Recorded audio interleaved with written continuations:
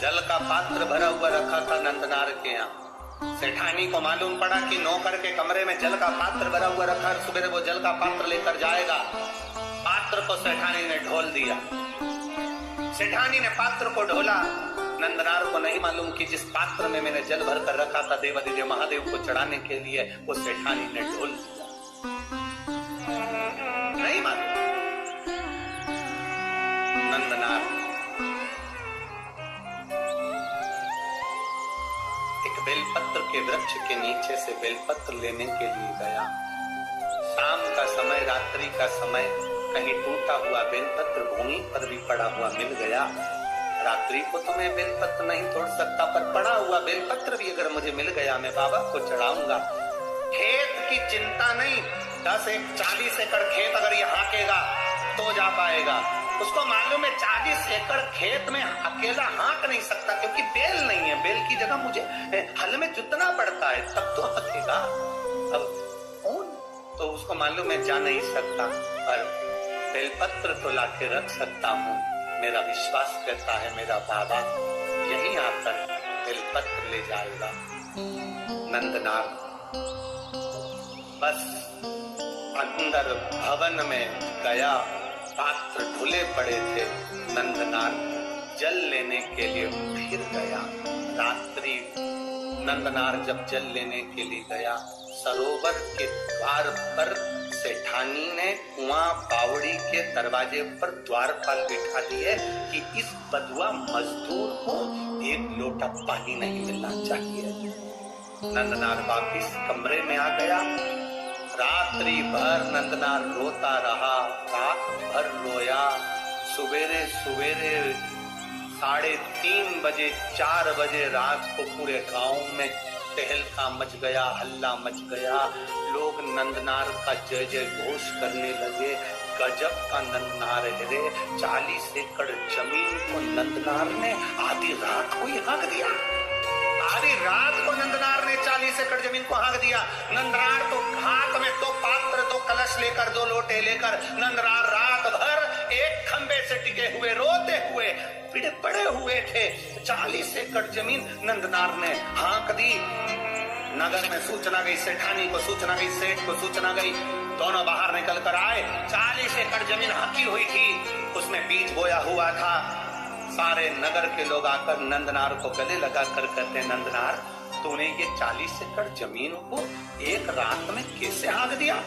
नंदनार की आंख में जल भरा था। देखा तो दोनों लोटे जल से भरे थे।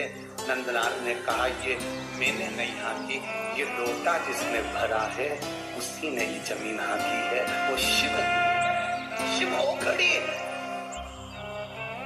गांव के लोगों ने कहा, जाओ नंदनार शंकर के मंदिर जाओ। नीचे पड़ी हुई बेलपत्र उठाकर, ना जाने कहां का जल भरकर नंदनार जब तिरुपुंगुर के मंदिर में, शंकर के मंदिर में पहुंचे, मंदिर में लोगों को मालूम पड़ गया, विद्वज्जनों को मालूम पड़ गया कि कोई बधवा मजदूर आया है जिसके पास में जमीन पर पड़ी हुई बेलपत्र है। ना जाने कौन सी जगह का भरा हुआ जल है, ना जाने कौन सी जगह का भरा हुआ जल है जिसको लेकर आया है मेरा महादेव। दुनिया के लोग कहते हैं जिस नदी का जल भर रहे हो वो पवित्र है कि नहीं। याद रखना, दिल में पवित्रता का भाव होगा तो जिस नदी का जल भरोगे वो गंगा जल हो जाएगा। तुम्हारा भाव शुद्ध होना चाहिए, तुम्हारा मन शुद्ध होना चाहिए। जिसकी निगाह में गंदगी भरी होती है, जिसकी दृष्टि में गंदगी भरी होती है, उसको चारों तरफ गंदा नजर आता है। और जिसके दिल में गंगा और पवित्रता भरी होती है, उसे साधारण सा खड्डे का जल भी गंगा जल बन जाता है। उसके लिए जल बनता है। महाराज वो जल विद्वज्जनों को लगा ना जाने कहां का जल भर कर लाया है। जमीन पर से उठाई हुई बेलपत्र लेकर आया है। उन्होंने शंकर भगवान के मंदिर के सामने जाकर सारे विद्वज्जन, सारे दर्शनार्थी सामने खड़े कर दिए कि वो आने वाले बधवा मजदूर को शंकर का दर्शन नहीं होना चाहिए।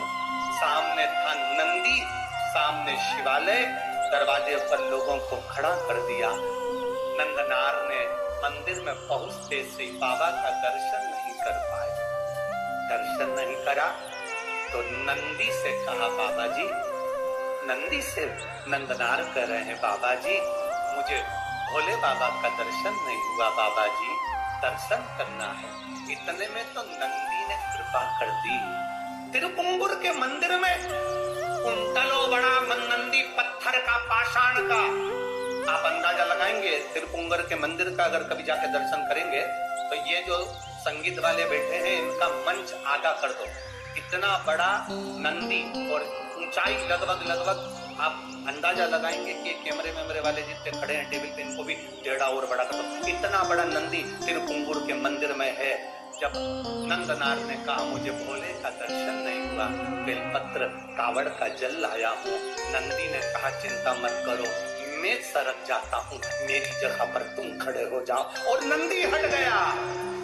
भारत की भूमि का वो मंदिर तिरुपुंगुर का, तमिलनाडु का वो मंदिर जहाँ आज भी शंकर भगवान के शिवलिंग के सामने से नंदी नंदनार के लिए पत्थर का मंदिर खसक गया था और शंकर जी मंदिर से बाहर आकर कावड़ के जल को अपने ऊपर चढ़वा रहे थे। वो तिरुपुंगुर का मंदिर था, वो शिव का सहजता था। शिव तत्व की प्राप्ति है शंकर की अविरल भक्ति, शंकर की अविरल। आप दिल से उसको रिझाएंगे वो दिल से मिलेगा, आप दिल से उसको मनाएंगे वो दिल से मिलेगा। आपकी दृष्टि के अनुकूल सृष्टि की रचना है। आपके मन में पाप भरा है, कपट भरा, छल भरा है, बेईमानी भरी, प्रपंच भरा और त्रिपुंड लगाकर और खूब जोरदार कपड़े मपड़े पहनकर रुद्राक्ष की माला धारण कर भगवान को रिझाने का प्रयास करोगे, 24 घंटे बैठकर अभिषेक पूजन करोगे, मेरा महादेव प्रसन्न नहीं होगा। मेरे महादेव को प्रसन्न करने का एक तरीका है कि उसको दिल से रिझाओ। निर्मल मन सो मोहि पावा, मोहि छल छिद्र कपट न भावा। भगवान को दिखावा प्रिय नहीं, भगवान को तुम्हारा भाव प्रिय है।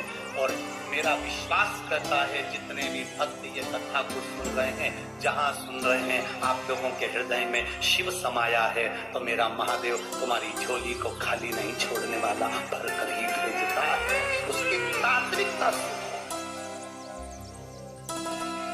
संत बन गया, नंदनार संत बन गए। उसके बाद में उनको परिवार, कुटुंब, कबीला, कहाँ नौकर, कहाँ चाकर, किसी से मतलब नहीं। 2 लोटा जल सावन के महीने में दुनिया के लोग हंसते हैं, ये सियोर वाला महाराज तो हर कुछ करवाते रहता है। कई लोगों को बड़ी बड़ी विद्वत्ता में बैठकर बड़े बड़े विद्वान भी हमें अपशब्द कहने के लिए तैयार रहते हैं। इसमें तो अक्ल नहीं, सियोर वाले में तो लक्षण नहीं। कभी ऐसी बेलपत्र चढ़वा देगा, कभी मूंग का दाना चढ़वा देगा, कभी चावल चढ़वा देगा। आप दिल से उसको रिझाने का प्रयास करिएगा। दिल से 1 लोटा जल नहीं, सावन के महीने में 2 लोटा जल।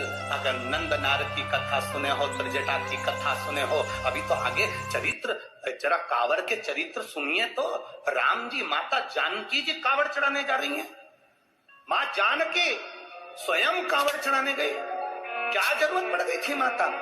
उस जल के महत्व को पहचानो, सारी समस्या का हल 1 लोटा जल। और सावन के महीने में 2 लोटा जल। लोग हंसते हैं, कभी कनेर का फूल चढ़वा देता है महाराज, कभी दुर्वा चढ़ा देता है, कभी समी का पत्ता चढ़वा देता है महाराज। लोग बड़े बड़े आश्चर्य में पड़कर अपशब्द कहते, ताने देते हैं, बड़ी बड़ी पीठों पर बैठकर अपशब्द कहते हैं, निंदा करते हैं 24 घंटे। फिर भी हम निंदा सुनने को तैयार हैं। बस आपसे इतना सा निवेदन है कि मेरे महादेव की भक्ति मत छोड़ना, तो वो तुम्हें नहीं छोड़ने वाला। उसका स्मरण मत छोड़ना, वो तुम्हें नहीं छोड़ने वाला। जपते रहो,